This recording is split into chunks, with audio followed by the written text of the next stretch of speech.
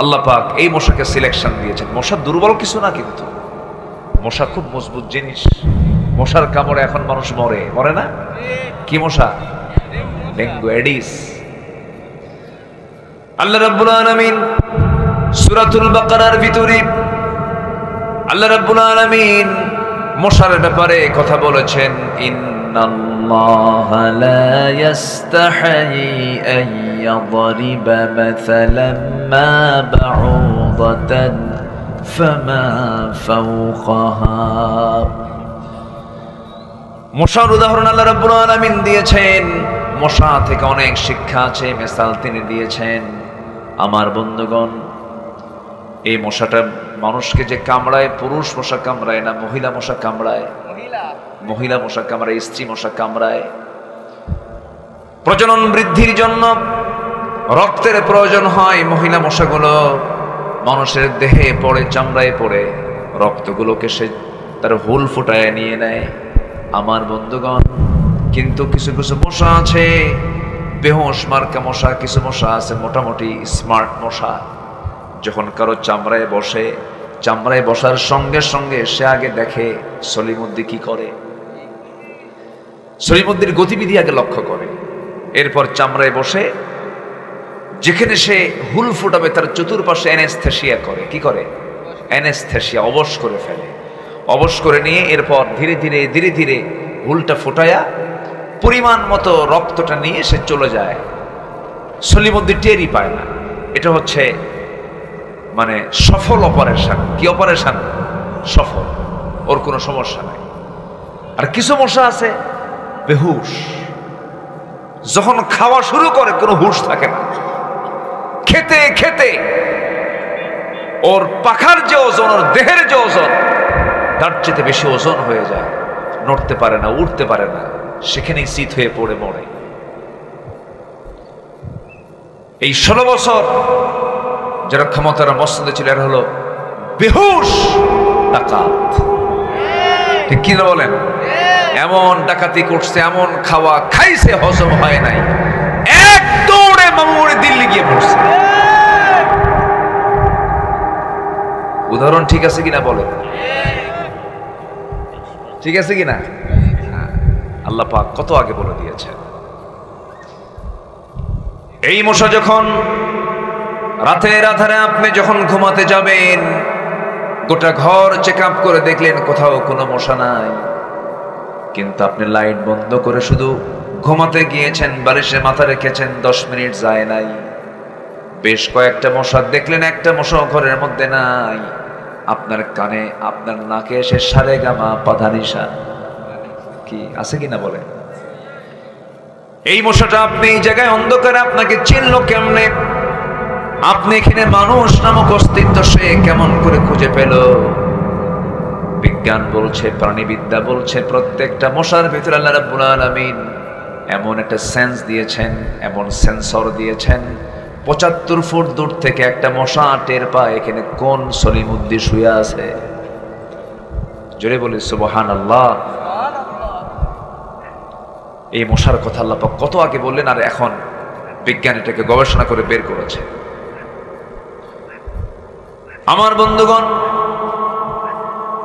ওই যে মশার একটা আওয়াজ আমার কানে আসে, আমার নাকে এসে ভন ভন করে, কানে এসে ভন ভন করে যে আওয়াজটা হয়, এটা কিন্তু তার ভোকাল কোন আওয়াজ নয়, এটা তার কণ্ঠের কোন আওয়াজ নেই, এটা তার পাখা দুইটা নড়ানোর আওয়াজ। বিজ্ঞান বলতেছে একটা মশা তার পাখাকে প্রতি সেকেন্ডে একবার নয়, দুবার নয়, 50 বার, 100 বার নয়, একটা সেকেন্ড, প্রতি সেকেন্ডে মশা তার পাখাটা ঝাপটান মারে, প্রতি সেকেন্ডে 400 থেকে 500 বার। আজ পর্যন্ত পৃথিবীতে এমন দ্রুতগামী কোনো মেশিন পৃথিবীতে তৈরি হয়নি যা আল্লাহ পাক মশার পাখার মধ্যে রেখে দিয়েছে। একটু জোরে সুবহানাল্লাহ বলা যাবে না ভাই? একটু জোরে বলে সুবহানাল্লাহ। সম্মানিত ভাই,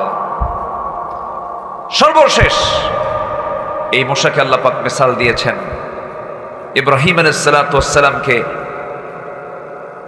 মূর্তি ভাঙ্গার মামলা দিয়ে,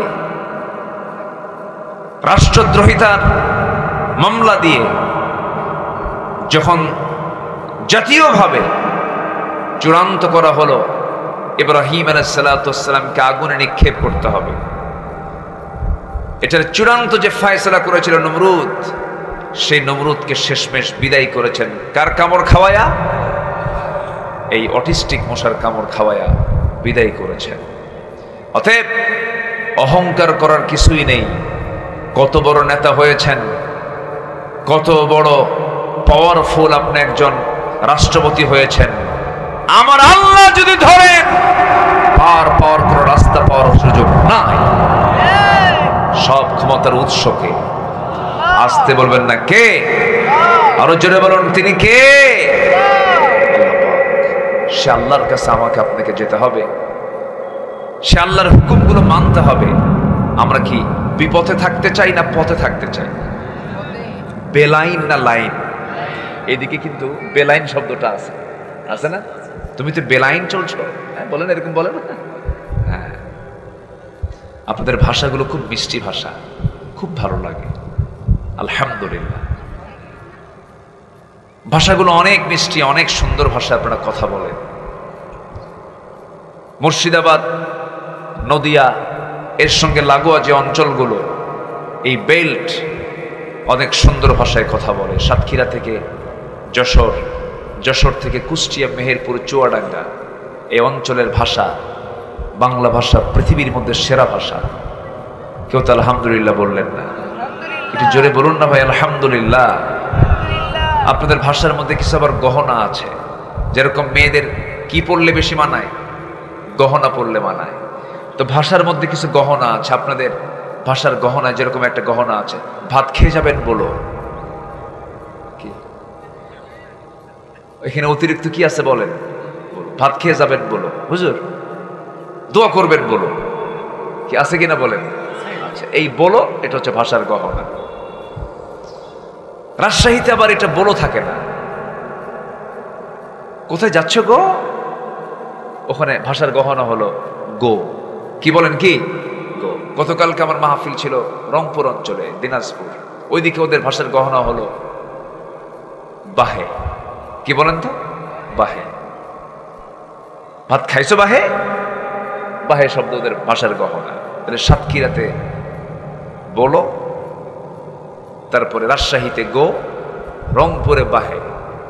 নোয়াখালীতে ভাষার গহনা হলো হুজুর দোয়া করবেন কেন? ভাত খাবেন কেন? তাহলে ওদের ভাষা কি বলেন তো? ভাষার গহনা কি? কেন? লক্ষ্মীপুরে যাবেন, ওদের ভাষার গহনা হলো হুজুর দোয়া করবেন যে, ভাত খাবেন যে। যাচ্ছেন কোথায়? যে যে লক্ষ্মীপুরে যে, সাতক্ষীরাতে বলো, নোয়াখালীতে কেন, রাজশাহীতে গো, রংপুরে কি বাহে। এগুলোকে সেট আপ করে দিয়েছেন তিনি আমার কে? আসতে বলেন তিনি আমার কে? ভাষা, কত ভাষা। এই সাতক্ষীরার শ্যামনগরের সঙ্গে কি এলাকার ভাষার মিল আছে? একটু কম বেশি আছে, কিন্তু আছে কিনা বলেন? কম বেশি আছে।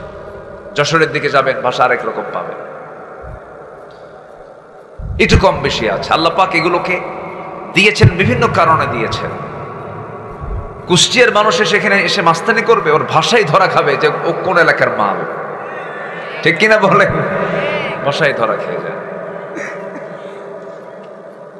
কিন্তু গোটা দুনিয়ার মানুষ যখন নামাজে দাঁড়িয়ে যায়, আযান দিতে নিয়ে দাঁড়িয়ে যায়, সেই সময় সবার ভাষা একরকম হয়ে যায়। সবাই বলুন আলহামদুলিল্লাহি রাব্বিল আলামিন। সবাই বলুন আলহামদুলিল্লাহি রাব্বিল আলামিন আর রহমানির রহিম مالك يوم الدين إياك نعبد وإياك نستعين اهدنا الصراط المستقيم صراط الذين أنعمت عليهم غير المغضوب عليهم ولا الضالين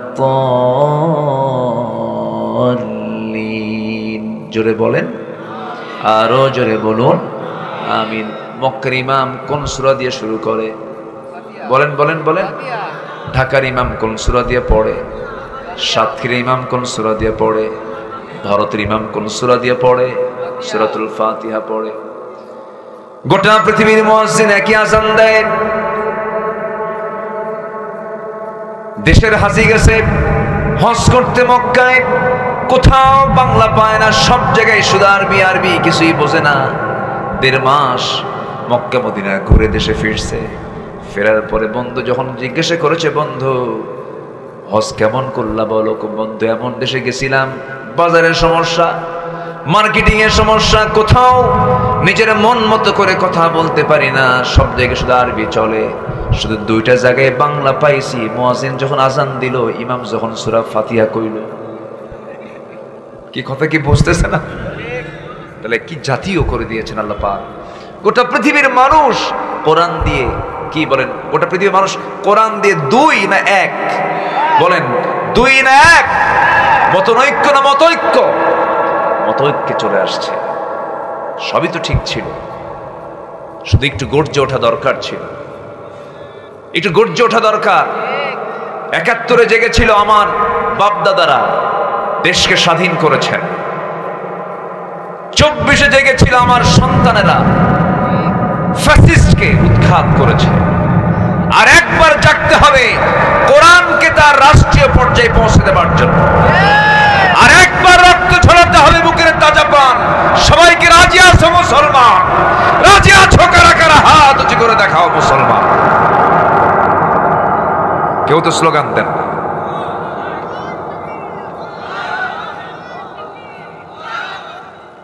হলো না, একটু মাঝখান থেকে দাঁড়ান না, একটু স্লোগান দেন জোরে।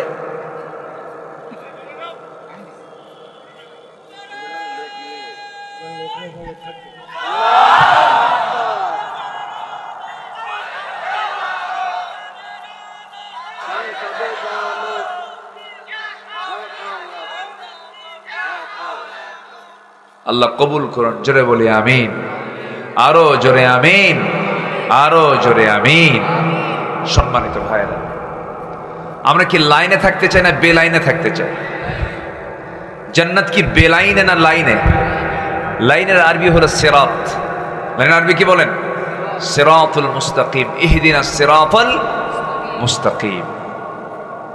আল্লাহর কাছে আমরা সঠিক পথটার জন্য আল্লাহর কাছে চাই, আল্লাহ আমাদের সঠিক পথ দেখায় দাও। সেই সঠিক পথ থেকে আমাকে বেলাইনে অন্য পথে নিয়ে যাওয়ার জন্য প্রাণান্তকর যে চেষ্টা চালায়, তার নাম কি? বলেন, তার নাম কি? ইবলিস। কি নাম বলেন? ইবলিস। ইবলিস তো মনে হয় সাতক্ষীরা চেনে না, কলারাও আরো চেনে না, আছে কি না? এই লোকটা উঠলো কেন? এই যে বসেন, কিছুই কয় না। হ্যাঁ, বসেন। আমি কি কষ্ট দিয়ে ফেলতেছি আপনাদের? কারো কোনো সমস্যা নাই তো? জোরে বলি ইনশাআল্লাহ। কি জন্য বলতেছিলাম? ইবলিস। আচ্ছা, ইবলিস সে সব চিনে, সে জান্নাতও চিনে। আদম এবং হাওয়া আলাইহিস সালাতু ওয়াস সালাম, আমাদের আব্বা আম্মা, দুজনেই প্রথমে ছিলেন কোথায় বলেন?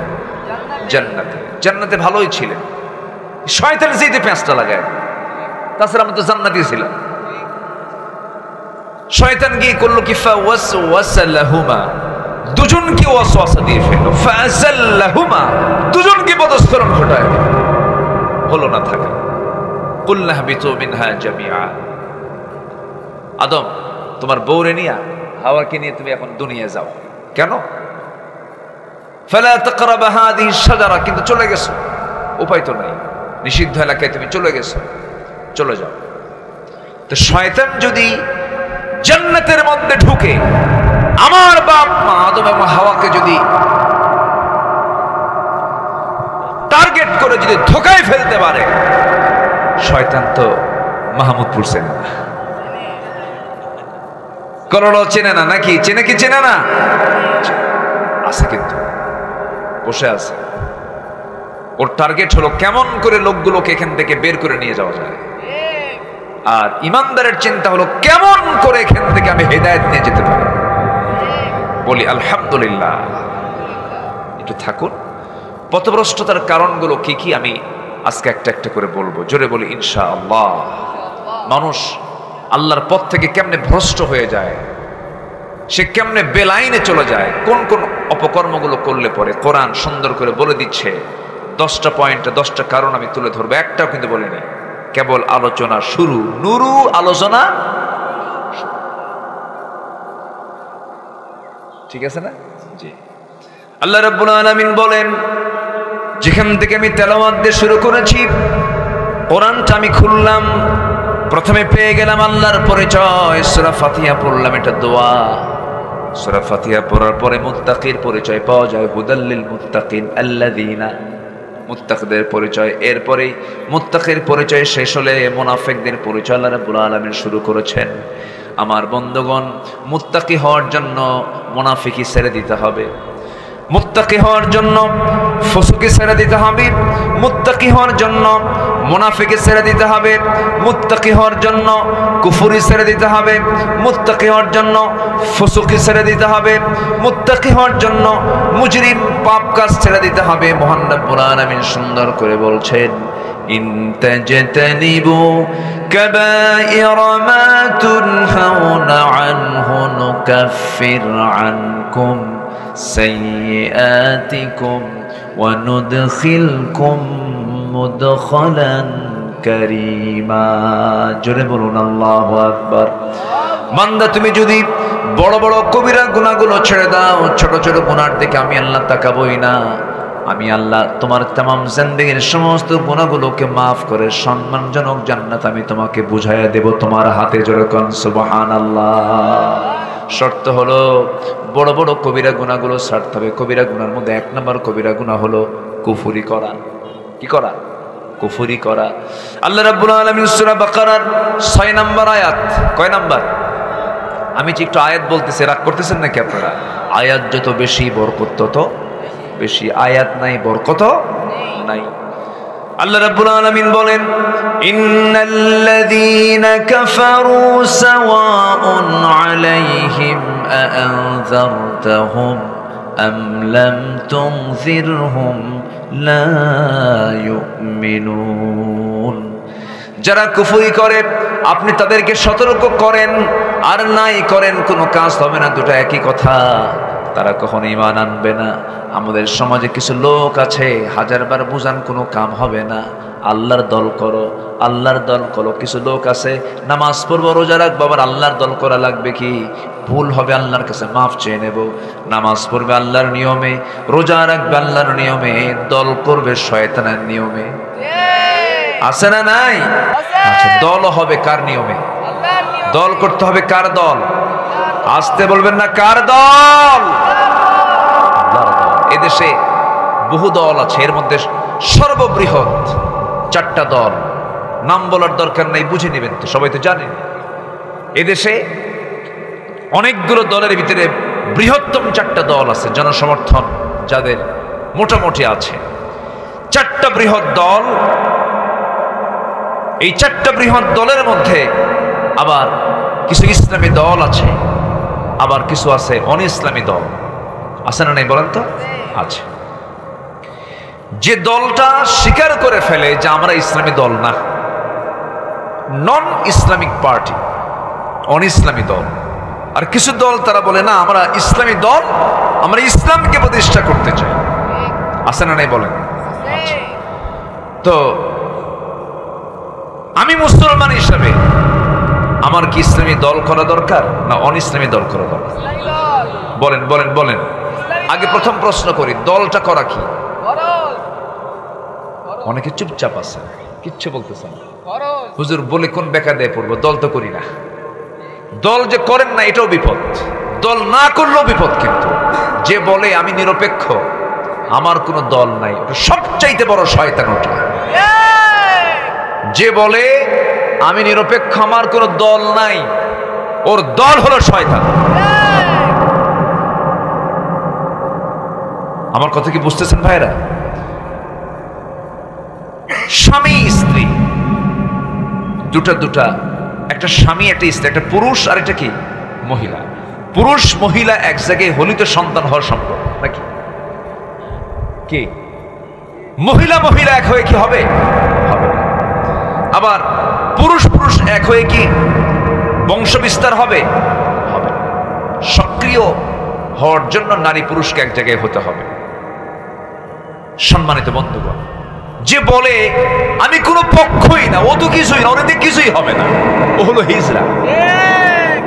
আমার কথা কি বুঝতেছেন? এই জন্য মুসলমান নিরপেক্ষ থাকবে না, মুসলমান পক্ষ নেবে একজনের। তিনি কে? কার দল? আসতে বলবেন না, কার দল? সেই দলের নাম কি? আরো জোরে, আরো জোরে, আরো জোরে। মনে হয় কষ্ট দিয়ে ফেলতেছে আপনাদের। হুজুর এগুলো কি কন? একটু নামাজের বয়ান করেন, একটু কান্দায় ফেলেন না। আমাকে লাইন আগে খুঁজে বের করতে হবে, জান্নাতের লাইন কোনটা। অনেক জাহান্নামী জাহান্নামে যাবে, নামাজ পড়েও তারা জান্নাত পাবে না। আছে না নাই? অনেকে ব্যক্তিগত জীবনে ইসলামকে মানতে চান, কিন্তু রাজনৈতিক জীবনে, রাষ্ট্রীয় জীবনে ইসলামকে মানতে চান না। উনি মুসলমান নন, উনি ভণ্ড, উনি প্রতারক। ক্লিয়ার কথা, নির্ভেজাল কথা বলছি। পছন্দ হলে আলহামদুলিল্লাহ, না হলেও আলহামদুলিল্লাহ। কথা ক্লিয়ার হওয়া উচিত। কোরআন ক্লিয়ার কথা বলে দেয়। দেখেন আল্লাহ আরো কি ক্লিয়ার বলতেছে, দেখেন, আমার না কথা, কোরআন বলতেছে।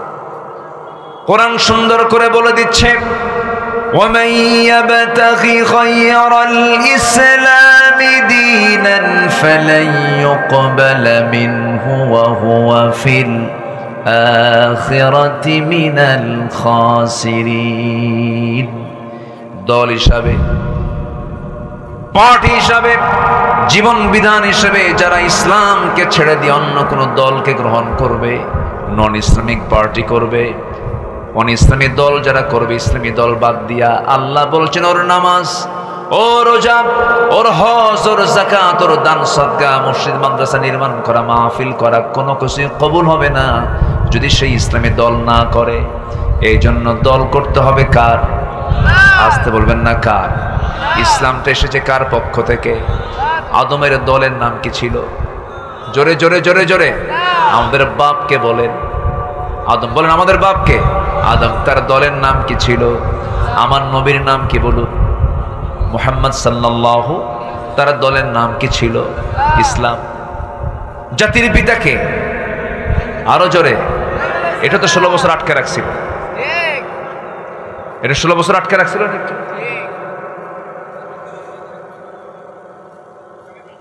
এই 16 বছর আটকে রাখছিল। শোনেন, ওঠেন কেন? এই যে মহা মুশকিল না, এই যে ভাই আসছে আবার, মাশাআল্লাহ, আলহামদুলিল্লাহ, মাশাআল্লাহ। ওনার আসলেই নিম্নচাপ ছিল। জি বসেন, এইটা আমার দিকে তাকান। তাহলে এই জাতির পিতা 16 বছরের জন্য একটু ছিনতাই করার চেষ্টা করেছিল। আমাদের জাতির পিতা দুজন না একজন? তার নাম কি? আরো জোরে, আরো জোরে বলেন। হ্যাঁ, ভুল যেন আর না হয়। জাতির পিতা হওয়ার জন্য জোর করে জাতির পিতা চাপিয়ে দেওয়া যাবে না। জাতির পিতা ইলেকশনে নয়, জাতির পিতা আল্লাহ পাক দিয়েছেন, আল্লাহ নিজে নির্বাচন করে দিয়েছেন, নিজে নির্ধারণ করে দিয়েছেন, মিল্লাতে আবিকুম ইব্রাহিম। এমনি জাতির পিতা হননি, পরীক্ষা দিয়েছেন, পাশ করেছেন। এমন কোন সাইড নেই যে আমরা দাঁড়িয়ে রাখি সুন্নতে ইব্রাহিম।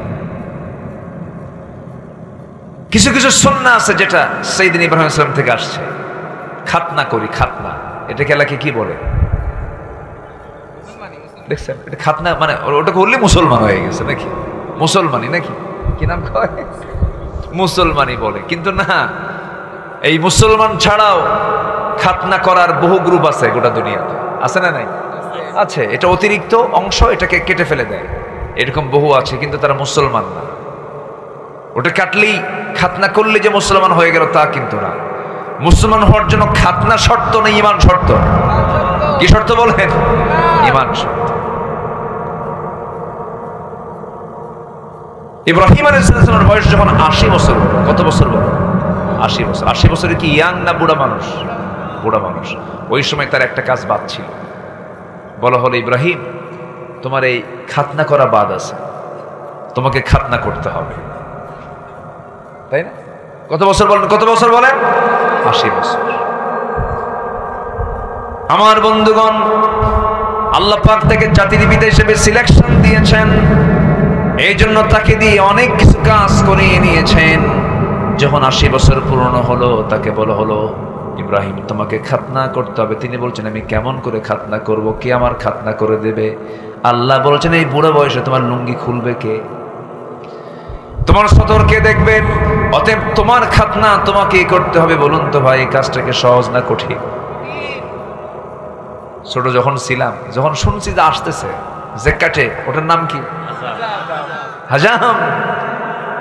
শুনছি শুধু আসতেছে, এই দিক দিয়ে আসে, ওই দিক দিয়ে পিছন দিয়ে মারে দৌড়, বাপ মা টেনে ধরে না, আবার হাত পা আটকে আমার বাইন দিয়া এরপরে সাইজ করে মুসলমান হয়।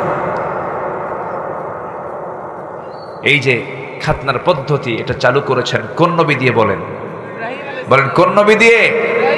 ইব্রাহিম আলাইহিস সালাতু ওয়াস সালাম। জাতির পিতা হওয়ার জন্য কত কি আল্লাহ পাক তাকে দিয়ে করেছেন। অনেক পরীক্ষা করা হয়েছে, প্রত্যেকটা পরীক্ষায় তিনি ফেল না পাস করেছেন। আমি খুবই আনন্দিত, আপনারা একটা লোক নড়েননি মাহফিল থেকে, সবাই পিনপতন হয়ে বসে আছেন। বলি আলহামদুলিল্লাহ। পথভ্রষ্টতার কারণ হলো 10টা। কয়টা বলেন তো?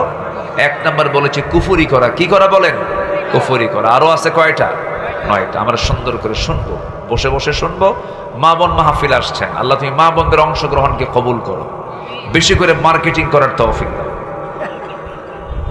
সবাই হাসে, মার্কেটে যায় না, একজন খুশি সুবহানাল্লাহ, একজন খুশি সুবহানাল্লাহ। আচ্ছা সত্যি করে বলেন তো, মার্কেটে এখন পুরুষ বেশি না মহিলা বেশি বলেন তো?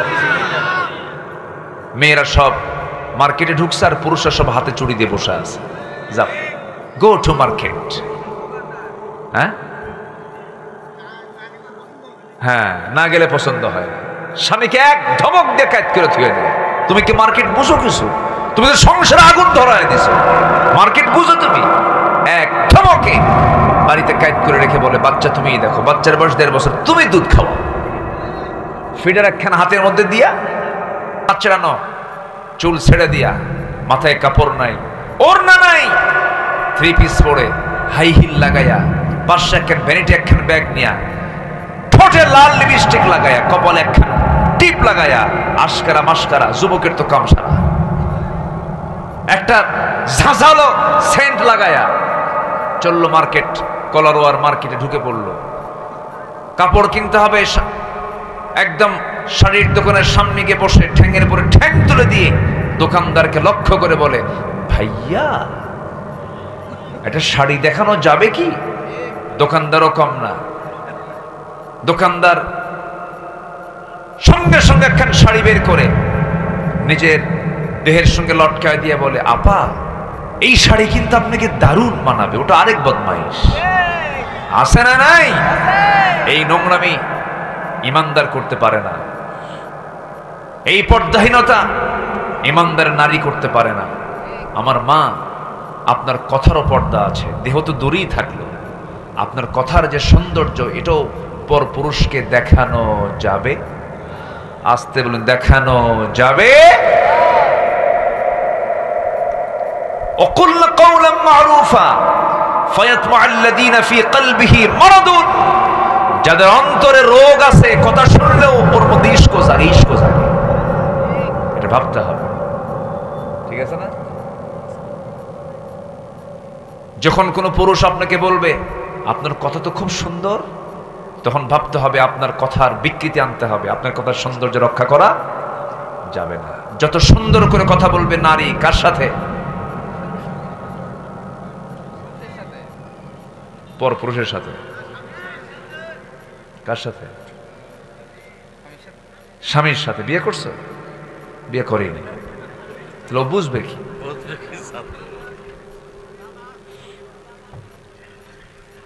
দেখছেন, বুঝবে কি জ্বালা কি জিনিস? দেখেন, বিয়ে শাদী করে এখন বইয়ের দিকে দোষ চাপায় দিচ্ছে। আমার মা শুনে রাখেন, বাড়িতে সাইজ করতে হবে কিন্তু।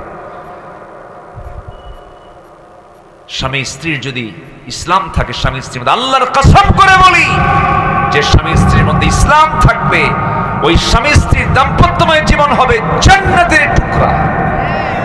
বলি আলহামদুলিল্লাহ, জোরে বলি আলহামদুলিল্লাহ।